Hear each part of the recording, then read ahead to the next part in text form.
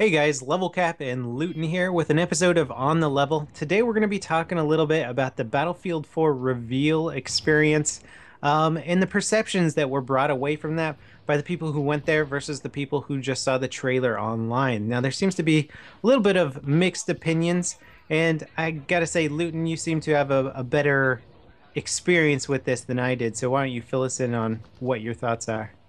Well, one of the biggest things that I really noticed was that when a lot of the YouTubers who came back and posted commentaries and discussions about the game, for the most part were fairly positive, and a lot of people on my channel commented about this, especially with videos that I made as well. And there's a lot of people, you will have seen it yourselves, people saying, oh, DICE or EA have put words into your mouth, you've been paid to say this, blah blah blah. And one guy said to me, how come you are being very positive about the game completely, you almost have nothing bad to say about it whatsoever, but people who didn't go, YouTubers who didn't go to these events, were being much more critical about the gameplay. And this really brings us to what Level was just saying about the experience of actually going there. Now, the thing that people didn't get, you know, the guys who didn't get to go, what they didn't get from the experience was being able to talk to people who work for DICE, who work for EA, and really sort of getting to see what they feel about the game. And that, for me, definitely, from the people that I got to speak to at the event, was a really big deal. When you could speak to these guys who were designers, developers, artists, coders, whatever, okay, their passion and excitement for the game, it came over so strongly that I think it really was something that we all took away from it. So then when we actually came to look at the game ourselves and sort of really think about it, that was such, you know, it was still with us when we actually came back and started doing videos. So we had kind of carried their own excitement back. So I think the YouTubers who went, who made videos and talked about the game, what you got was a real, it wasn't just their feeling, it was the feeling of the people from DICE, and that's why I think the feeling from people who went was much more positive than the people who didn't go, and they had a much more kind of, without wanting to be harsh, a little bit more generic sort of opinion, do you know what I mean? So Yeah, and we talked about it a bit too. So Luton went to the one in, sorry, where was your event located in it was Europe? in Stockholm in Sweden. Okay, so you're in Stockholm, Sweden, and I was in San Francisco, California. And so we kind of had a little bit different experience because most of, if not pretty much all the devs were in the Stockholm one. Yeah. We had the president and vice president of DICE Hmm. there, but they were a little bit unreachable at points. And also, I wasn't sure how much information they would have on what I wanted to know about the game, like the little nitty-gritty details. Now, they could have known a lot, but in the end, I didn't end up really talking with them much. I talked with some of the marketing guys related on EA and DICE's end. Mm. And so I think we had a little bit different experience in terms of understanding that passion from the devs, Yeah, yeah. getting that across. But I still had an overall positive experience just from the video. I tried to be as objective as possible. And I think a lot of people were ultimately upset that the game looks a lot like Battlefield 3. Yeah. And people are sort of, and they're doing a good job of saying, Frostbite 3.0 and all this stuff. Yet side by side images of the two games, it's very minute differences. And honestly, I was expecting that. I wasn't expecting some sort of revolutionary new engine so much. I was expecting sort of an upgrade to the current engine. And I think a lot of parallels are being drawn between the Call of Duty development, perhaps, and how people are a little bit tired of the reiterations of the exact same weapon models and very little change to the engine. And so perhaps there's a fear that they're going to go down the same production pipeline as some of the other shooters have gone. And personally, I just want to see more work done to the current engine. So whether or not we call it an official Frostbite 3.0, I was still kind of excited about seeing another title that embodies everything that I love about Battlefield 3, including the engine, but with more polish. And so that's honestly where my positivity came from in my videos for it. I mean, that's the thing, is a lot of people all the way through Battlefield 3 have been saying, oh, it's not finished, why have you given us a game that's not finished, blah blah blah, and there's been all these kind of comments running constantly throughout, and now they kind of do bring a product which is basically it's a kind of step forward, but it's not the kind of jump we saw between Bad Company 2 and Battlefield 3, but it is a progression forward. And then everybody's going, oh, it's just the same, blah blah blah, and it's like, well, you know, you can't have it all one way. What do you want? Do you want a finished product, like you say, which is going to be really sort of honed and they've taken from the experience they had with the previous game? Or do you want them to make something completely different and have all the problems that, yet again, that they had with Battlefield 3? Yeah. It seems that people can't. They want to have their cake and eat it, you know? And it's just a ridiculous, you know, it's a typically silly thing for people to come out with. Yeah, and there's an interesting thing that I just thought of, is that if you look at the other titles of Battlefield, the differences between certain titles, like Battlefield Vietnam, wasn't a huge leap forward engine-wise or graphically compared to the titles around it. Battlefield 2142 wasn't exactly a huge leap graphically. You know, a lot of those engines around that time were very similar, but what DICE brought was really interesting new environments and gameplay to the factor, and that really changed up the games. And I still remember each of those titles very strongly in their own right. You know, they still had their own unique gameplay. And so just because Battlefield 4 doesn't look like visually it's going to be that different, sure, maybe some of the weapon models are recycled, the animations are recycled, and that's not even for sure. You know, some of it could have just been for the trailer. But even if that stuff does get recycled, I mean, it's like, what's the problem? It's not like an M16 is going to look different in a new game. It's still gonna be the exact same M16, right? If you modeled it perfectly the first time, why remodel it? So that kind of stuff doesn't bother me as much. I just want to see them focus on the gameplay. So if they're still using all those same assets, they don't have to put all their effort into recreating all those assets and getting that working.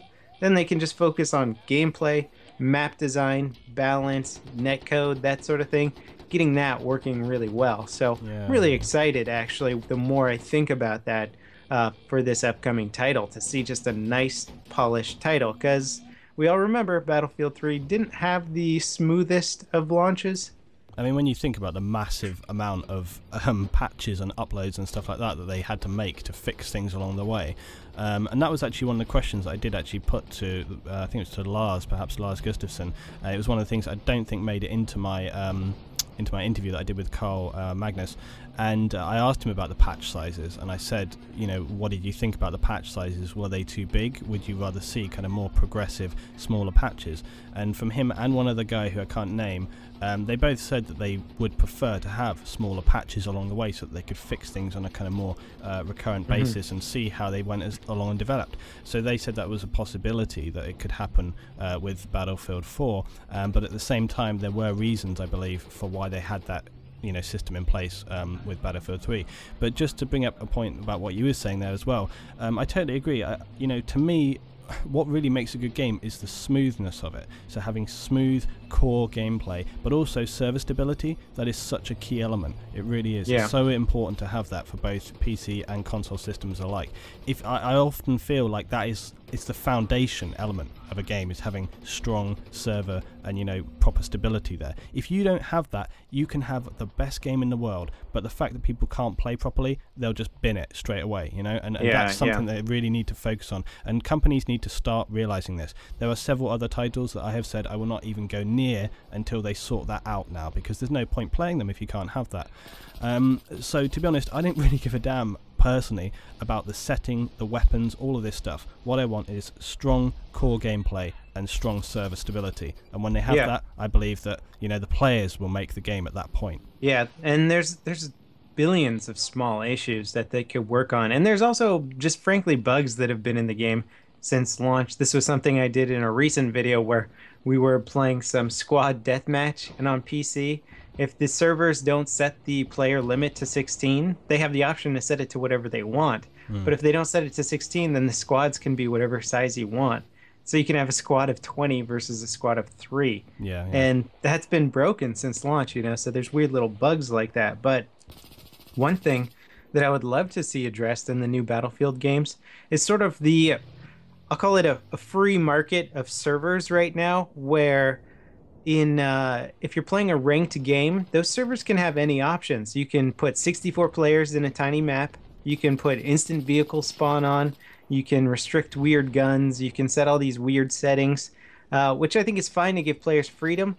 But the problem with that is that you get players that demand these high population servers, and sort of if you want to set up a server now, you have to be competitive, and you almost have to make a game that has bad game modes. Like if you want to play a conquest round on PC, it's very hard to find one that doesn't have instant vehicle spawns. Yeah, yeah. And there's like a few guys out there that have really tried to sort of prevail these, they call it true battlefield. There's like Yes. a series of true battlefield servers that are trying to make servers with the original game settings that are actually balanced. Yeah, yeah. And that's just like a big issue right now. Is like you want to play a balanced game, but because you can get more points in an instant vehicle spawn server or 64 players on Yeah. Metro, which is just horrible, by the way.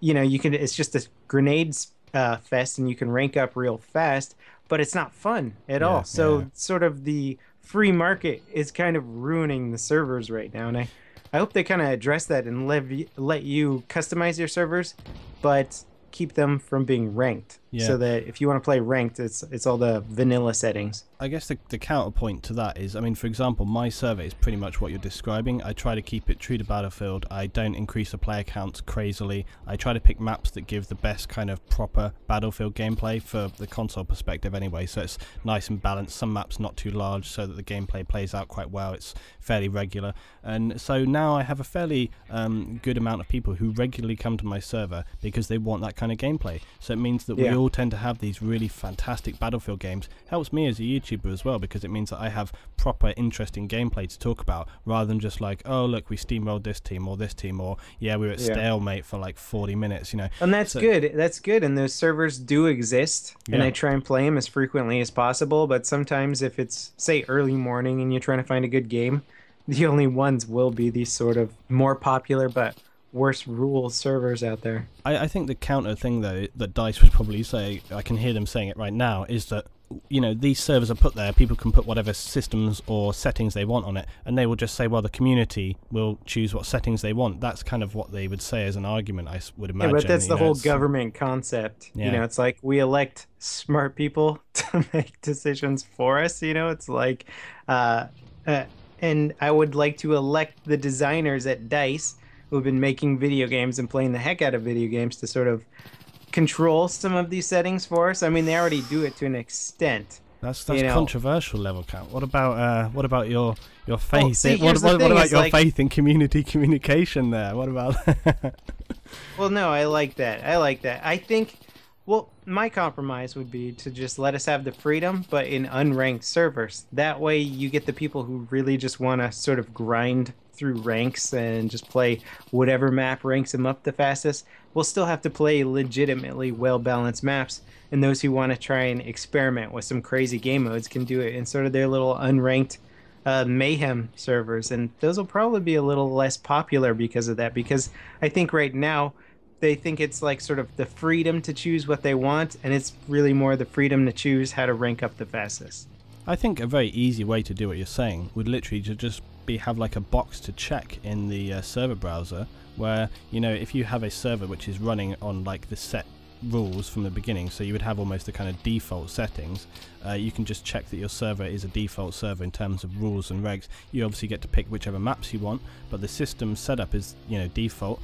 When you go to search for servers, you just click that default, you know, option, and it lists all servers that are default like that, so you know that you're not going to have tons of crazy things. They kind of do have those. They kind of have those options in Battlelog, but they don't really work. Yeah, well, like, I mean, it's just if I check infantry only and search for a game, I'll join a game that has vehicles. Yeah, like it's just sort of like, yeah, what they're in there visually, but they don't really function right now. But to let's bring it back to the whole experience of the event and so on and so on. And you know, something else that we got to do was these breakout sessions, which I don't know if everyone sort of was aware of. And I made one video this week talking about the Frostbite 3 engine, and what I had done is used my iPhone to grab dictation from the guy who was speaking there. I asked if this was okay, and they said yes, so I did that for each of our breakout sessions, and then it allowed me to kind of go back through, analyze what the guy had said. So a lot of it was kind of properly dictated by a DICE developer, so it wasn't me just kind of going, I think they said this, blah blah blah. No, I actually got proper information from the guy, and it allowed me to make a constructive video from that.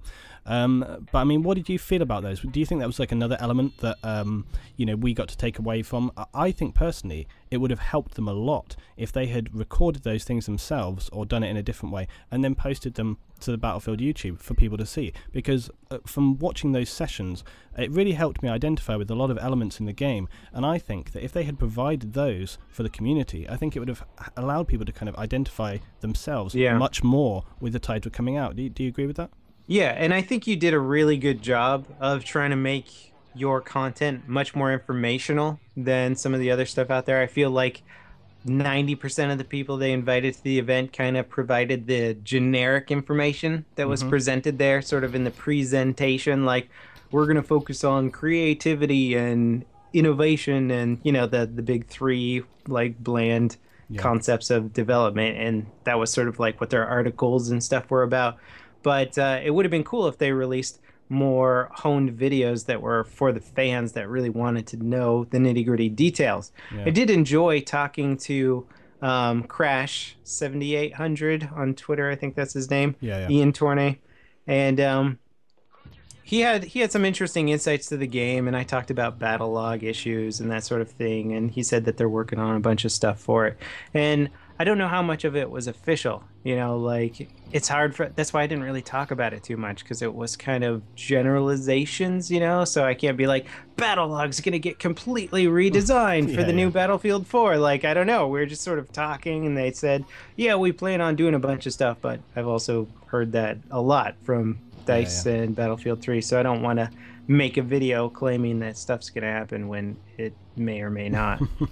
Well, one of the things that I thought was really interesting was when we were at the after party there, and I say this is something that definitely the guys who went to Stockholm got a lot more out of, and I do feel it's a bit of a shame because I think you guys who went to the US one, I'm sure was a really awesome experience, but you really probably didn't get, like you say, to meet so many of the actual DICE developers, and that in itself was just a really fantastic thing.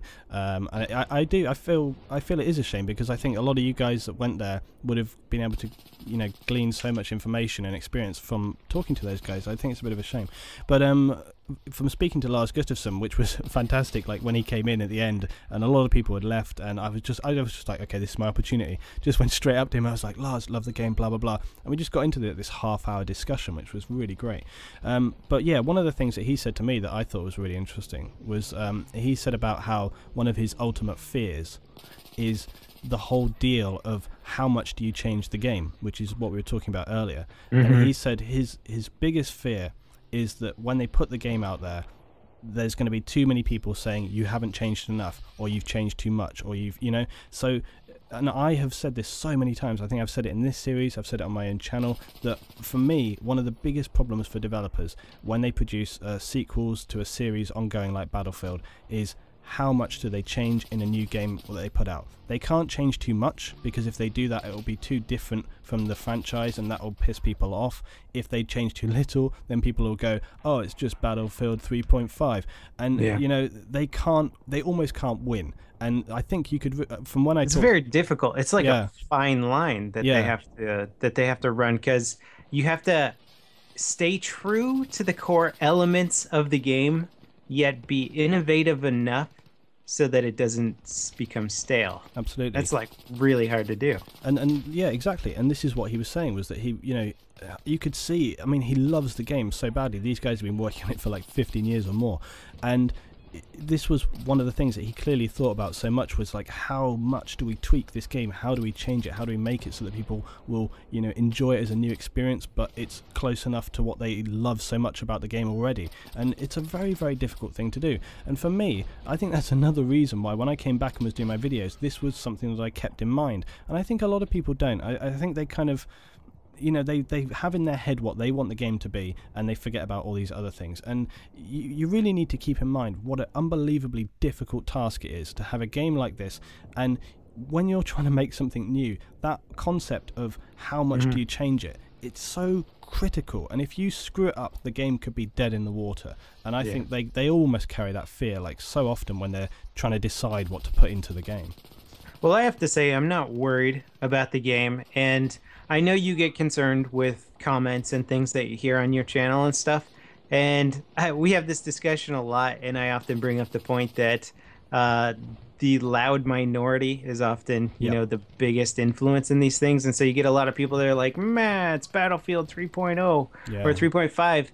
And that's a very small percentage. I think this game's going to do well. I'm really looking forward to it legitimately. Yeah. Honestly, Dice EA has not paid me any money to like endorse Battlefield. I'm legitimately excited for the next iteration of this game. Most of the people I play with are legitimately excited. And so I imagine most of the community is. It's just we don't go hang out in forums all day and go, I'm really excited for this game and I have no new information on it. It's, people like to complain online. That's what the internet's for. It's Mm. like 90% complaint forum. So you almost gotta like not listen to some of this stuff out there too much. I guess one of the last things I want to mention, just as a small thing, because I know it's been mentioned a lot sort of in the last week as well, was that a lot of different people got asked to go to these events. Not all were Battlefield players.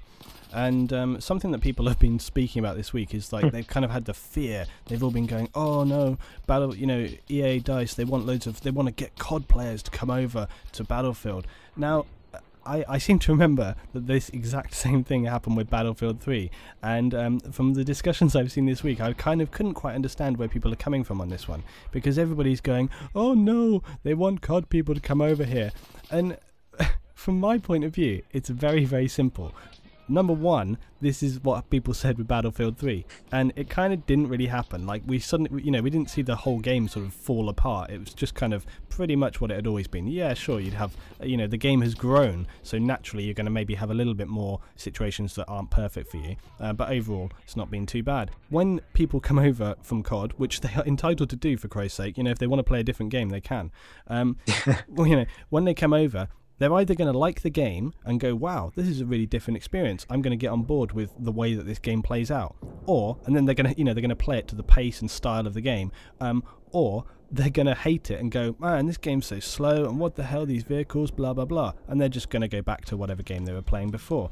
But the other thing that's crazy, people are going to be like, oh no, there's so much trolling now, and there's people just playing for kills, blah, blah. Excuse me? What? This has like been happening through the entire period of Battlefield 3. People doing crazy trolling shit. Dude, Every Battlefield game you play, 1942 was the king of trolling. You know, do you remember how hard it was to take off an airplane in Battlefield 1942 without some jackass in a Jeep cutting across the runway and like just everything exploding? Like, yeah, seriously, So this is, to me, it's like a non-issue. All these people going, oh no, EA are getting COD people to come over here. It's going to ruin Battlefield. Shut up. It's like, it's going to be no worse than it is. Like, I mean, for Christ's sake, I would... Any Battlefielder that was truly into Battlefield through the development definitely played Modern Warfare and probably liked it a lot when it came out. I liked Modern Warfare. I put so many hours into that game. Yeah. Thought it was awesome. I prefer Battlefield in general, but I don't hate COD games. It's just like,